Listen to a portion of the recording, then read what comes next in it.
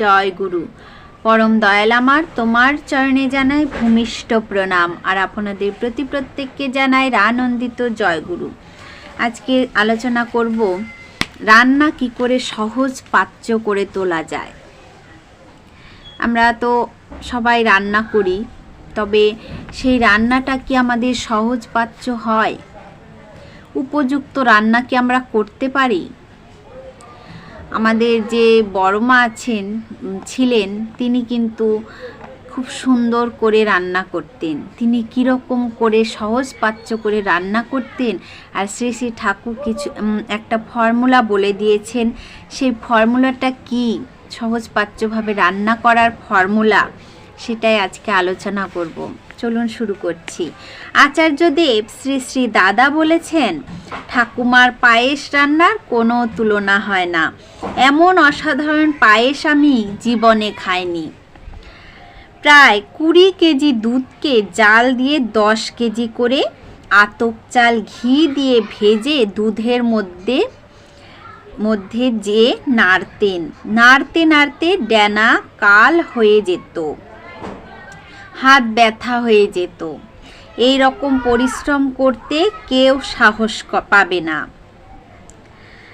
এমন সমৃদ্ধ স্মৃতির ভাণ্ডার প্রতিটি সৎসঙ্গীর গৌরব।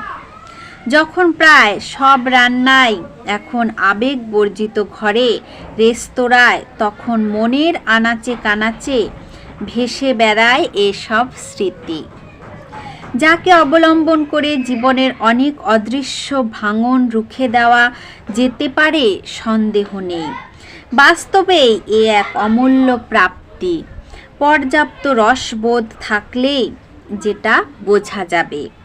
আত্মতত্ত্বের কথা বলেও আমাদের দেশের মনীষীবৃন্দ খাদ্য তত্ত্বকে ভুলতে পারেননি। মহাজন শিক্ষায় এবং নিজ অভিজ্ঞতায় স্বামীজি জেনেছিলেন, অন্যভাবে আত্মা খাঁচা ছাড়া হলে পরে থাকা খাঁচাটি আধ্যাত্মিকতার সুবাস ছড়ায় না। সুগভীর আত্মপরিহাসের সঙ্গে বলেছিলেন, শরীর ভালো থাকলে ব্রহ্ম চিন্তা করি, আর পেট কামড়ালে মা ডাকি। রান্না সহজ পাচ্য যাতে হয়, তার ফর্মুলাও বলে দিয়েছেন শ্রী শ্রী ঠাকুর।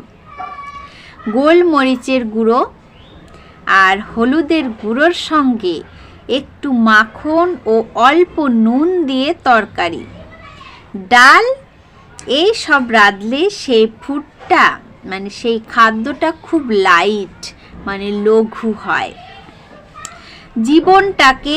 তিনি আবার বলেছেন, জীবনটাকে পালতে হলেই রান্না বান্না করবি এমন স্বাস্থ্যপ্রদ সুপাচ্য হয় প্রায়ই শক্তি তোদের জীবন।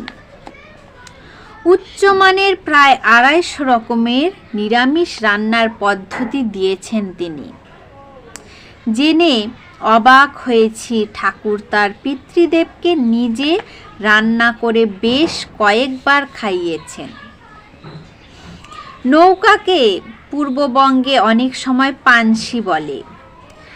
তার উপরে যে কেবিন থাকে, দয়াল আমার সেখানে বসেও রেঁধেছেন।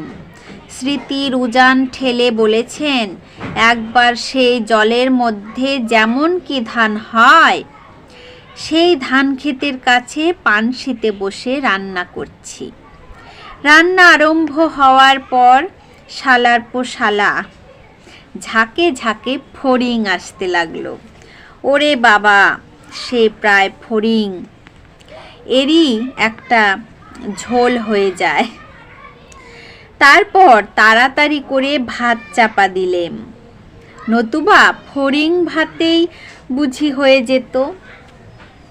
5 মিশালি সবজির শুক্তানি, কাঁচা কুমড়োর ছক্কা, বক ফুলের পাট ভাজা, মান কচুর ধোকা, কাঁঠাল কোপ্তা, বাঁধাকপির রোস্ট, পটলের লটপট, চাল পটল, মূলোর শিংড়ি, ওলের ধোকা, কোরানো লাউয়ের ঘন্ট, কচু পাতার ডালনা, কচি ভুট্টার ঘুগনি, ঝিঙের দোলমা, আমলকির আচার, মটর ডালের চাপাটি, মোচার সিংড়ি, শশার চাটনি থেকে গোকুল পিঠা, এই রকম প্রায় 108টি ঠাকুরের বলা রান্নার রেসিপি নিয়ে নিরামিষ রান্না নামে একটি বইও কিন্তু আছে।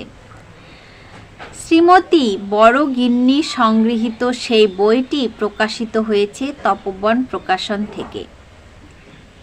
আপনারা যারা নিরামিষ রান্না খান, নিরামিষ রান্না যারা সস্তৈনী নেওয়া, তো তারা এই বইটি সংগ্রহ করে নিতে পারেন। আর ঠাকুরের দেওয়া, ঠাকুর যে কি করে রান্না করত সেই সব রান্নার প্রণালীগুলো দেওয়া আছে, আপনারা অবশ্যই কালেকশন করে নেবেন। তাহলে ঠাকুর কি করে রান্না করত, ঠাকুরের রেসিপিগুলো আপনারা অবশ্যই জানতে পারবেন।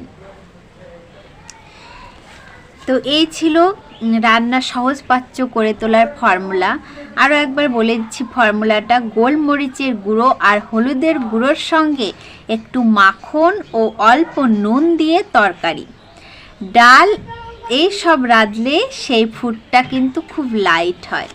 শ্রী শ্রী ঠাকুর বলেছেন এটাই কিন্তু রান্নার সহজ পাচ্য, মানে রান্নাটা খুব লাইট হবে। আর এই সব রান্না খেলে আমাদের শরীর মন সবই ভালো থাকবে। আজকের আলোচনা প্রসঙ্গ এই পর্যন্তই। জয় গুরু।